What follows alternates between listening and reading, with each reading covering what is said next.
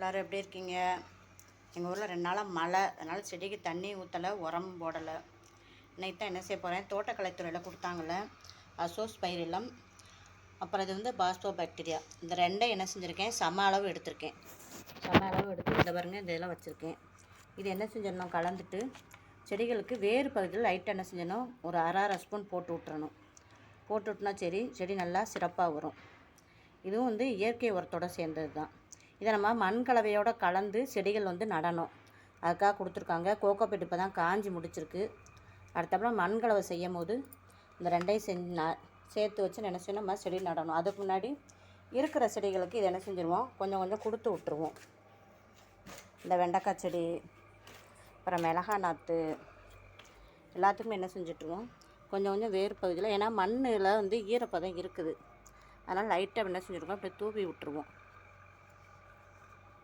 இந்த பாருங்கள், தொட்டாலும் இங்கே பாருங்கள் எவ்வளோ ஈரம் இருக்குன்னு பாருங்கள், எவ்வளோ குழி விழுதுன்னு பாருங்கள். அதான் மழை பெஞ்சனால தண்ணி ஈரப்பதம் இருக்குது, அதனால் இதை லைட்டாக என்ன செஞ்சுருவோம், ஒரு அரை ஸ்பூனு. இது வந்து செவந்தி பிளான்ட்டு, இது மொட்டு வைக்க போகுது நமக்கு.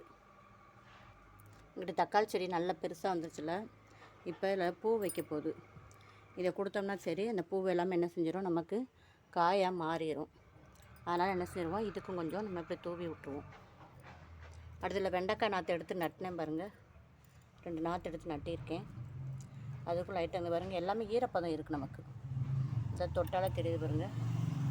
அதனால் நம்ம இதை போட்டு கூட என்ன செய்யலாம், மண்ணை வச்சு இப்படி மூடி விட்டுடலாம். இது நல்லா சிறப்பாக இருக்கும். இந்த 2 செவந்தி கன்று பிழைச்சிட்டாக.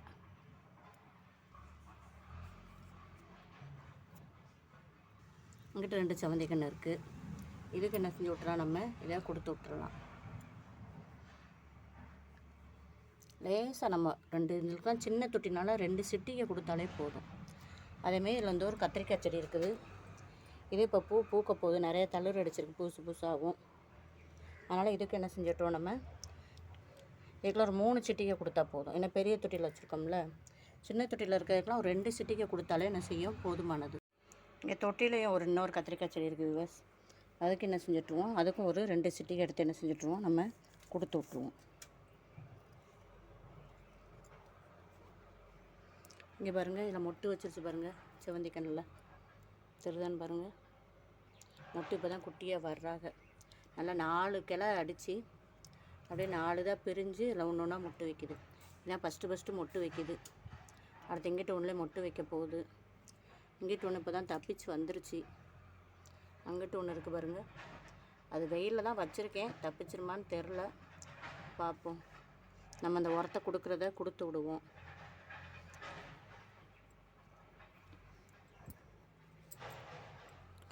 இதெல்லாம் ஒரு 2 சிட்டிகை போட்டாலே நமக்கு போதுமானது. இது கனகாம்பர கன்று. நேத்தான் கொஞ்சம் வெயில் அடிக்குது, வெயில் அடிக்கும் போது நம்ம இந்த உரத்தை கொடுத்தோம்னா செடி நல்லா சிறப்பாக வர ஆரம்பிச்சிரும். இது வந்து கருவேப்பிலை கன்று, எல்லாம் எவ்வளோ தளிர சூப்பராக இருக்கும் பாருங்கள்.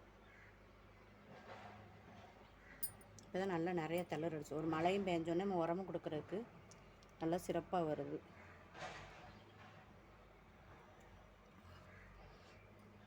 இதில் நம்ம மஞ்சள் கனகாமரம் வச்சோம்ல, குச்சி நட்டது பாருங்கள், நல்லா எல்லாம் செழிப்பாக வந்துச்சு பாருங்கள். இதில் ஒரு தக்காளி செடியை அதுவாக முளைச்சிச்சு, காய்கறி விதை உரம் போடுவோம்ல, அதில் வந்து அதுவாக வந்துச்சு, அதை எடுத்து இதில் நட்டு வச்சுருக்கேன். இது வந்து கொளிஞ்சி செடி, கொளிஞ்சி உரம் முந்தி போட்டதில் முளைச்சதை எடுத்து வச்சுருக்கேன். கொளிஞ்சி செடியை கொடுத்தாலே சரி, தலைச்சத்து மணிச்சத்து எல்லாமே இருக்குமா, அதுவே என்ன செஞ்சிடும், இதுக்கு நமக்கு உரமாக மாறிடும். இந்த பாருங்கள், இதிலே ஒரு கொளிஞ்சி செடி நட்டுருக்கேன் பாருங்கள்.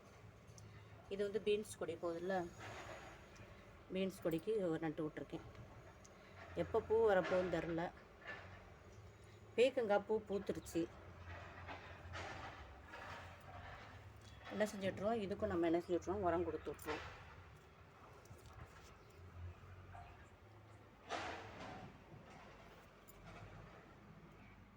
இங்கே பாருங்கள் இவஸ், பீக்கங்காய் கொடியில் காய்கறி உரம் போட்டிருந்தேன், அதில் 2 தக்காளி செடி முளைச்சிருக்கு பாருங்கள். தக்காளிக்கு நம்ம விதையே போட வேண்டியதில்லை, காய்கறி கழுவி உரத்தை போட்டாலே என்ன செஞ்சிடும், அதுலேருந்தே நமக்கு செடிகள் வந்துடும்.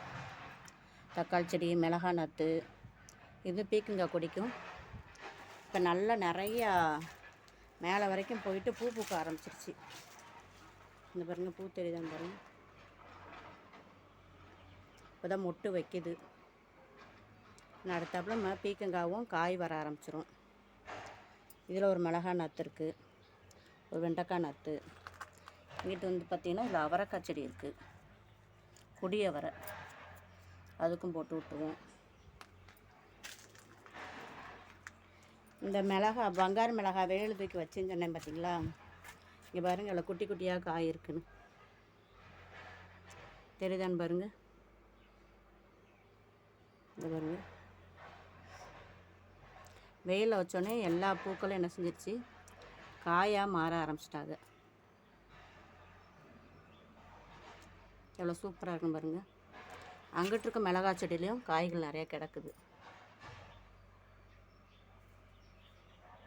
எப்படி இருக்குன்னு பாருங்கள். எல்லாமே இந்த இயற்கை உரம் கொடுக்கறது, அதோடு நம்ம இந்த வெயிலில் வைக்கிறது. ஆனால் முக்கால்வாசி வெயிலில் எவ்வளோக்கெல்லாம் வைக்கிறோமோ அவ்வளோக்கெல்லாம் செடி நல்லா என்ன செய்யுது, சிறப்பாக வருது. இந்த உருளைக்கிழங்கு செடி நல்லா சிறப்பாக வளர்ந்துருச்சு. ஏன்னா நல்லா பப்பாளி பூ மட்டும் உதிர்ந்துக்கிட்டே இருக்குது.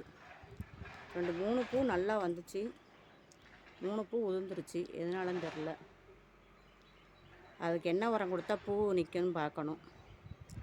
ஒருவேளை தேர்மோர் கரைசல் விட்டால் வரும்னு நினைக்கேன். அடுத்தாப்புல தேர்மோர் கரைசல் ஊற்றி பார்க்கணும். பூ வந்து உதிராமல் இருக்குன்னா அதை விட்டால் தான் சரியாக வரும். எல்லா கத்திரிக்காயும் நல்லா சிறப்பாக பூக்க ஆரம்பிச்சிட்டாங்க. பூ வரும்போதே இந்த பூச்சிகளும் வந்துடுது. மாவுப்பூச்சி வருது, மாவுப்பூச்சினால எறும்பு வருது. எறும்பு வந்து அந்த பூவே பாழாக்கிடுது. கருவேப்பிலை எவ்வளோ தழுத்துருக்கு பாருங்கள், எவ்வளோ சிறப்பாக இருக்குன்னு பாருங்கள். பப்பாளி கன்று, இது பாவக்காய்ச்சலையும் பூ வர ஆரம்பிச்சிட்டு, முருங்கைக்கீரையும் நல்லா சிறப்பாக வருது. வீடியோ பிடிச்சா லைக் பண்ணுங்கள், சப்ஸ்கிரைப் பண்ணுங்கள். எல்லாருமே இந்த உரத்தை பயன்படுத்துங்க. தேங்க்யூ.